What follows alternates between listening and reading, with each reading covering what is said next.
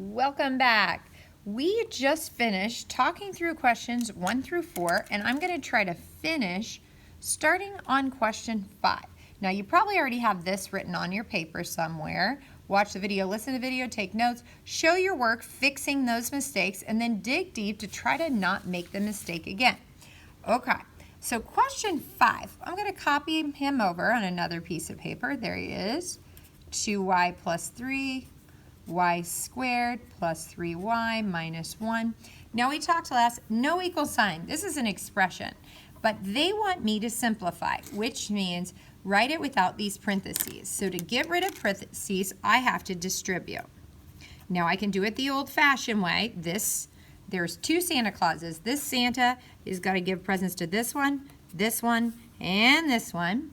And this number 3 has to give here, here, and here. So anytime you take 2 terms times 3 terms, you should have 6 terms. See how I have 6 arrows?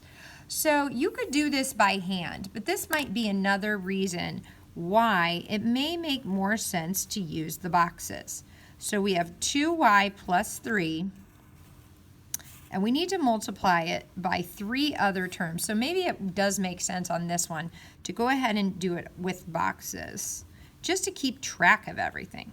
Okay, so these are the terms, and that's a plus sign. Okay, so this is, I've got 2 terms times 3 terms should give me 6 terms. So step 1, just fill in the boxes by multiplying, because this is a multiplication table. So 2y times another 2 more y's.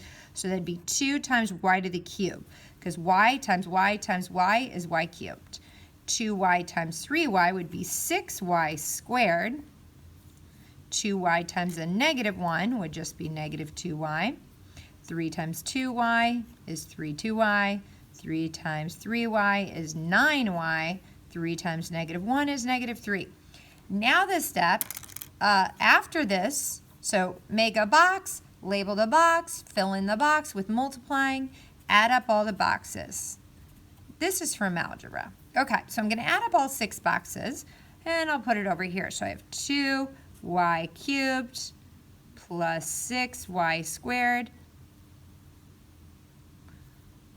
minus 2y plus 3y squared plus 9y minus 3. 1, 2, 3, 4, 5, 6. Yep, I should have 6 terms. Now, like last time, we notice a pattern that these terms are alike in the diagonal. And so some students actually skip and they notice, oh, these are going to be, so they write them down instead of this order, they'll write them down like this because they know that they're going to be combining these. They kind of know what's going to happen next. So I'm going to rewrite it. It's the same terms, but I'm going to rewrite it in that order. This term, this one, this one, this one, this one, and that one. And I'll make it a little cleaner. So 2y cubed plus 3y squared plus 6y squared plus 9y minus 2y minus 3. Now I have 6, and notice they're in order from greatest exponent down to no exponents at all, and we really like it in that way too. That looks really a lot simpler. This looks all jumbled up. Now I'm going to combine those like terms, so combine like terms. I have these guys are alike because they both have a y2 squared. These are alike because they both have a y. And now I'm just going to rewrite the problem. No one's like this one, so I'll put him there. 3y squared and another 6y would be a total of 9y squared. 9y minus 2y would be 7y's. And there we go. That's question 5. Now let's look at question 6. Okay, so there's question 6. I'm going to copy him over. 5x squared times a negative 3x squared. I still don't, cubed. Okay, so I still don't see an equal sign, still an expression, still being asked to simplify, and that's actually a negative, not a subtraction sign. We couldn't subtract them anyway, though, because they're not like terms. So I'm literally looking at multiplying 1, 2, 3, 4, 5 different things together. Lots of things I'm multiplying. So ultimately, though, anytime I multiply a positive number by a negative number, I get a negative number, negative 15. Those are the numbers. Now here, x squared, an exponent means x times x. So I'm just going to write that out so it looks pretty obvious. That's x times x. And this means x times x times x. That's what x cubed means. So notice 1, 2, 3, 4, 5. There's 5 x's there that I'm being asked to multiply by itself. Therefore, the final answer should look like that, negative 15x to the 5th. We're going to keep moving. Question 7. As I copy him over, 5x squared over x cubed minus x squared, I got a different thing going on. I don't see any parentheses. I do see a division sign, and so everything else is down on the bottom.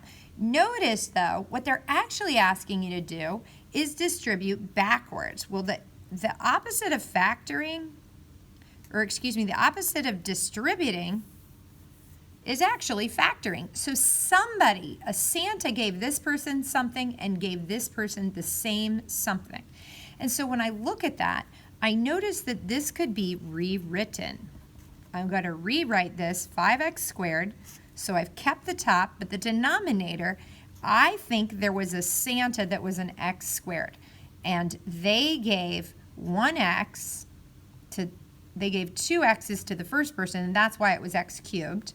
And here, this would just be that. And so I'm doing distributing backwards, and I can distribute to double check. So factor is to distribute backwards. Okay? So that's a little harder. Anytime we do something backwards, it's a little harder than forward, but we can do it forward to check our work. So x squared times x is x cubed. X squared times a negative 1 would be minus x squared. So these are definitely the same expression, but I'm looking for, I can simplify. So I can cross this out. So when I simplify, x squared divided by an x squared would just be 1. So now I can rewrite the equation. 5 is in the numerator, and in the denominator is, I just messed that up. I'm just going to start over. The numerator is 5, and the denominator is x minus 1. That's my final answer. That's the simplest way to write this expression.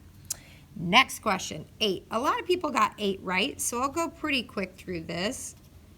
This was probably the first time. This is called just a regular 2-step equation.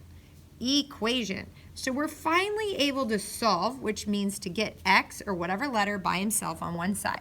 So I'm going to do that. There's 2 things keeping x from being by himself on one side, this and that. So I'm going to first subtract by 3, and I can line this up because these are like terms. So, and then I rewrite the problem. So 12x, and that would be 0, and this would be 24. And then the 12 is still keeping x from being by himself on one side. And so since x is being multiplied by 12, I'm just going to divide by 12, which is the inverse operation. And notice these would cancel, and x is finally by himself on one side. So I did what I set out to do, but this would be reduced to 2. Awesome. Now question 9. Question 9 says 6 parentheses y minus 10 is equal to 42. Once again, I've got to solve and get y by himself on one side. So first, I could divide both sides by 6 or distribute. Either one is totally fine. I should get the same answer. So I'm going to go ahead and distribute here, 6y, because usually to get rid of parentheses, I distribute.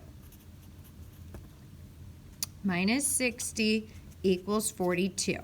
Now this question looks a lot like the last question, except instead of a letter x, I got a letter y.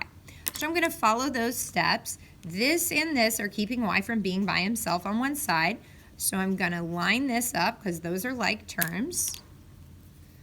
And I get 102. Okay. Now the number 6 is still keeping x from being, or y by being by himself on one side. So I'm going to divide both sides by 6. And I get a number. I'm going to use a quick calculator, but I don't think I let you guys use a calculator. So I get the number 17, and that's my answer. If you're stuck, you would have to do long division. If you don't get to use a calculator, okay? So using long division, 6 times 7. Oh, see, I still get a 17. I am going to call it quits. Thanks for joining me. Have a good one.